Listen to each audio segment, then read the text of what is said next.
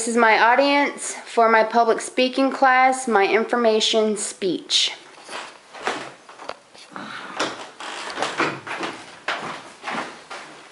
Throughout history, politics have influenced many artists, especially during the Renaissance era. And one of those most wealthiest cities of time is Venice, Italy. During the Renaissance, Venice became the main focal point for commerce and trade. But today, many travel to Venice because of its beautiful setting and the priceless art and architecture tucked away within. The Church of San Sebastiano is dedicated to a martyr who was a patron against the Black Plague. Later in life, he was sentenced to death for becoming a Christian. Saint Sebastian, as we know him today, is depicted tied to a tree and shot with several of arrows. Antonia Abondi, the architect of this church, sculpted Saint Sebastian at the top of this church since he was dictated to him.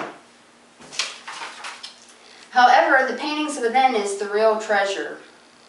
The Church of San Sebastiano is most famous for the paintings done by Paolo Veronese and is considered to be one of the 5 churches that was built after the Black Plague had passed. The architectural style of these churches were of the Renaissance era and the reflections of realism as well as humanism. Paolo Veronese is the only one artist that had captured these reflections and transformed them into beautiful art. The schemes of his paintings mostly focuses on victory over heresy. His final piece was a large altarpiece of Madonna in the glory with Saint Sebastian. This work of art has been of great importance to Venice's economy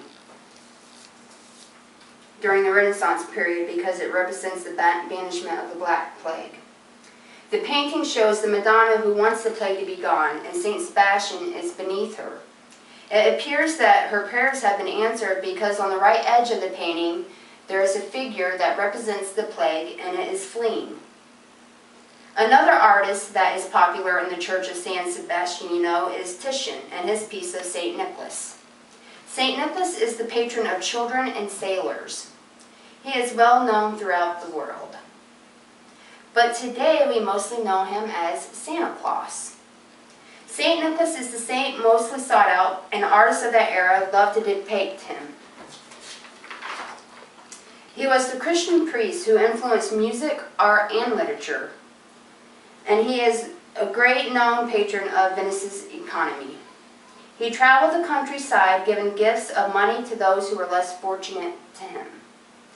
Stories of and folklore began to develop something along these lines. If you were bad and you didn't go to sleep, then St. Nicholas would not come and leave your family gifts.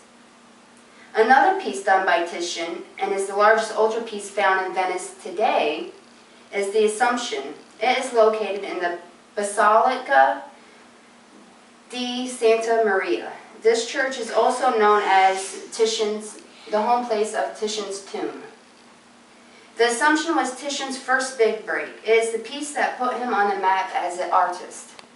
He broke all traditional colors that were being used at the time and became known for his trademark gold. The painting is so large that anyone who comes cannot pass without stopping and taking a look at the Virgin Mary, who is rising into heaven. The piece represents the Virgin moving ahead into her eternal life.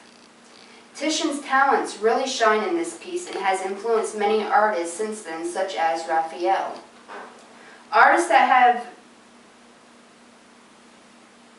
Raphael is the closest painter who has been able to master Titian's technique and his colored gold.